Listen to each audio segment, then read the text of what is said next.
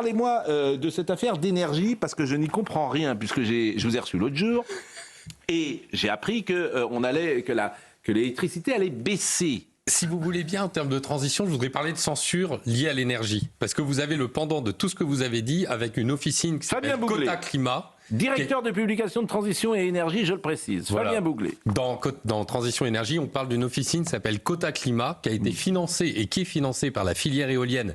Et même sa petite sœur, Observatoire de l'écologie dans les médias, est financée par l'ARCOM, qui a fait un colloque pour faire la censure dans le domaine énergétique de ceux qui contestaient l'apport et l'intérêt des énergies intermittentes. Et ils demandent une loi, ils sont financés par l'ARCOM et les exploitants éoliens, et ils demandent une loi pour censurer les propos qui luttent contre les énergies intermittentes et les subventions aux énergies intermittentes. Donc on a une véritable offensive également de guerre informationnelle dans le domaine de l'énergie. Et le pendant de cette guerre de l'énergie, c'est une guerre de l'information énergétique. Et donc c'est très très grave puisqu'ils veulent une censure. D'ailleurs, ils ont fait un rapport Quota Climat où ils épinglent 2 médias qui font, selon eux, de la désinformation dans le domaine énergétique, c'est CNews et Sud Radio.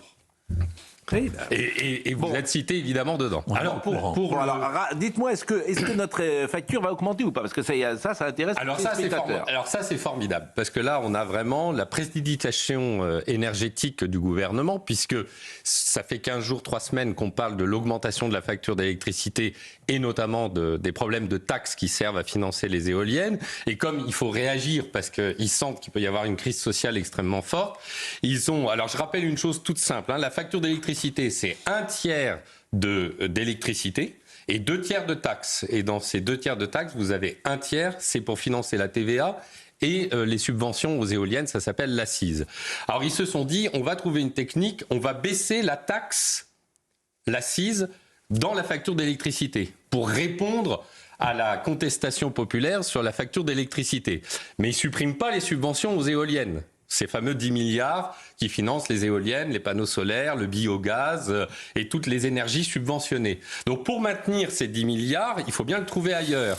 Et donc ce qu'ils font, c'est qu'ils vont augmenter la taxe sur le gaz. Donc ils font un tour de passe-passe en baissant la facture d'électricité et ils vont augmenter les taxes sur le gaz pour compenser. Ça, c'est pas de la désinformation. Alors, c'est pas de la désinformation et c'est tout neuf. Parce que quand je suis venu la semaine dernière, il y a eu une réaction du gouvernement qui a dit qu'il voulait faire ce schéma. Et pour soutenir ce schéma, eh bien, c'est le Sénat LR.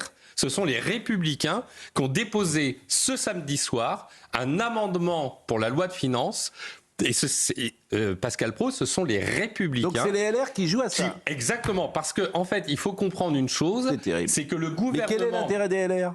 Parce que globalement, le Sénat a toujours soutenu la politique énergétique d'Emmanuel Macron. C'est comme ça. Ça a été le cas dans la loi d'accélération des renouvelables, d'accélération du nucléaire. Mais Bruno Retailleau, il n'était pas sur cette ligne-là ? Eh ben non, mais c'est pas le cas de Gérard Larcher et de Sophie Primas, qui, rappelez-vous, était la bras droit sénatrice LR de Gérard Larcher, elle-même ministre d'Emmanuel Macron. C'est-à-dire qu'il faut comprendre une chose qui est très simple, c'est que le Sénat est totalement inféodé à la Macronie énergétique et suit la politique énergétique. Ça avait été le cas au moment de la loi d'accélération du renouvelable où ils avaient soutenu la loi d'Agnès Pannier-Runacher. Écoutez, à suivre. Pardon, j'ai une question.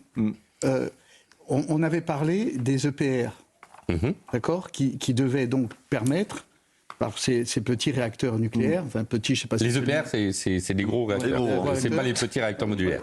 Et on avait considéré qu'ils devaient permettre justement de produire de l'électricité et même d'en vendre. On en est où de cette... En fait, vous avez une politique où vous avez installé au cœur du pouvoir des antinucléaires qui freinent la politique de relance du nucléaire et qui s'activent pour déployer des énergies intermittentes genre éoliennes et panneaux solaires, ce qui fait qu'en fait, vous avez une tension extrêmement forte qui ralentit la politique nucléaire de la France, alors que, et ça c'est un rapport très important, Pascal Praud, si je peux me permettre, de RTE, qui vient d'annoncer qu'on allait avoir une baisse de la production électrique de l'ordre de 60 TWh, ce qui fait qu'en fait aujourd'hui les éoliennes et panneaux solaires ne sont plus nécessaires et plus utiles dans notre politique. Je précise, et je suis là dans mon rôle de modérateur, que c'est votre analyse. Bien sûr. sûr. une analyse d'experts, notamment ce que vous avez dit sur le rapport entre le Sénat, Monsieur Larcher, et la politique énergétique d'Emmanuel Macron, où vous trouvez que le Sénat, depuis toujours, soutient la politique énergétique d'Emmanuel Macron. C'est votre analyse. C'est l'analyse de notre magazine. Exactement. Et notre liberté éditoriale dans Transition et Énergie. Et on pourra contester. Mais on peut le contester. On peut contester, bien sûr, et on peut contester si quelqu'un, effectivement, veut contester cela, si Madame Prima veut vous répondre demain matin, si Monsieur Larcher veut vous répondre demain matin, c'est possible, évidemment, de venir sur ce plateau pour contester ce que vous avez dit. C'est terminé sur ce sujet. Je crois qu'on a bien compris. Autre sujet qui m'intéresse beaucoup, c'est le maire de Saint-Étienne. Pourquoi ? Parce qu'il a été condamné à 5 ans de prison, donc 4 ans. Bon.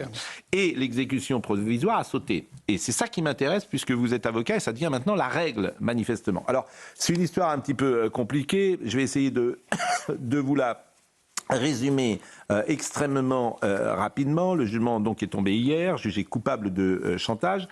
Le 26 août 2022, Mediapart révèle l'existence d'une vidéo intime impliquant Gilles Artigue, qui était l'ex-premier adjoint à la mairie de Saint-Étienne. Et quelques jours après, cet homme porte plainte contre le maire, Gaël Perdriau. L'affaire remonte à 2015 et l'ancien adjoint de la mairie de Saint-Étienne, Gilles Artigue, est filmé à son insu dans un hôtel parisien en compagnie d'un escorte gay en train de se faire masser. Et il se trouve que cette vidéo aurait été utilisée par le maire de Saint-Étienne, Monsieur Perdriau, pour ne pas qu'il se présente, si j'ai bien compris, comme un opposant politique. Bon, je vous propose d'écouter Monsieur Perdriau hier, maire de Saint-Étienne, qui a été condamné. Je vous redis que je suis totalement innocent des faits qui me sont reprochés.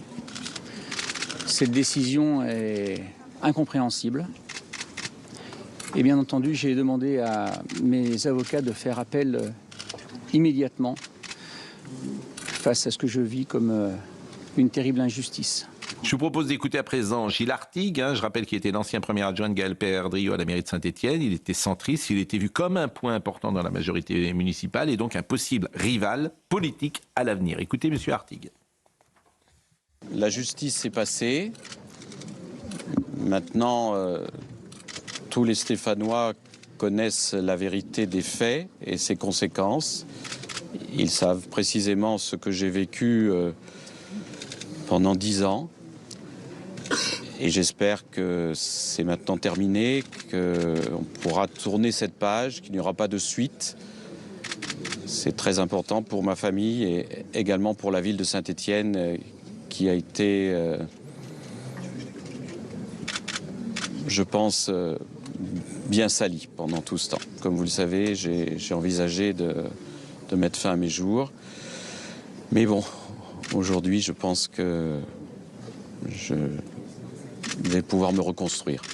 Et les anciens auront peut-être reconnu à la droite de M. Artigue, Maître Buffard, qui était un avocat célèbre de Saint-Étienne, puisque c'était l'avocat André Buffard durant la Caisse Noire il y a 40 ou 45 ans. Ce qui me fait dire que quand on a un avocat, on ne s'arrête jamais, Maître Garbarry. Maître Buffard, vous voyez, à gauche, et je le reconnais. Bon, le fond, j'en parle pas, c'est une histoire glauque, ça m'intéresse pas.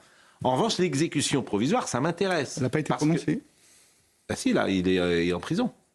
Ben, et là, j'ai regardé. Est-ce qu'elle a été prononcée, l'exécution? Ah oui, c'est pour ça que ça m'intéresse, Monsieur Perdriau. C'est-à-dire que Monsieur Perdriau, vous ne pouvez plus. La partie ferme de la peine a été assortie d'un mandat de dépôt à effet différé, ce qui va forcément conduire l'élu derrière les barreaux dans les semaines à venir, le temps que le parquet le convoque, puis à sa prochaine démission par arrêté préfectoral, mettre fin à son second mandat. Et c'est ça qui m'intéresse, c'est-à-dire que l'exécution provisoire, pour ce type d'affaires, elle n'existait pas avant. Maintenant, elle devient la règle et je voulais avoir votre avis. Ben oui, mais la loi a évolué déjà. La loi, ben exactement. On a rajouté l'exécution provisoire qui maintenant est prononcée à chaque fois. Et donc, dans ces conditions, eh bien évidemment, comme on l'a dit pour d'autres personnes, l'appel et devient presque obsolète, enfin sans intérêt, si je puis dire, puisque la personne, elle va néanmoins en prison. C'est-à-dire qu'encore une fois, le principe juridictionnel, il est simple. Vous passez devant le tribunal vous condamne, et il y a une juridiction d'appel. Je rappelle quand même, puisque la seule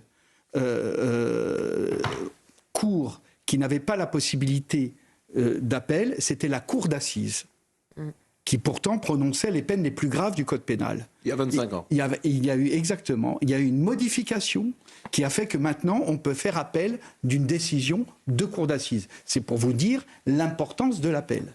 À partir du moment où vous passez devant un tribunal, où vous avez une appréciation des premiers juges, c'est-à-dire la juridiction de premier ressort, c'est le code pénal, et c'est le code de procédure pénale, pardon. Vous relevez appel, donc normalement, vous restez présumé innocent, la décision, elle est anéantie. Bien évidemment, les juges du second degré, c'est-à-dire les juges de l'appel, vont vérifier bien évidemment la motivation des juges premiers. Mais ils peuvent avoir une approche et une décision totalement différente. Vous trouvez que c'est regrettable? Mais c'est plus que regrettable, c'est honteux.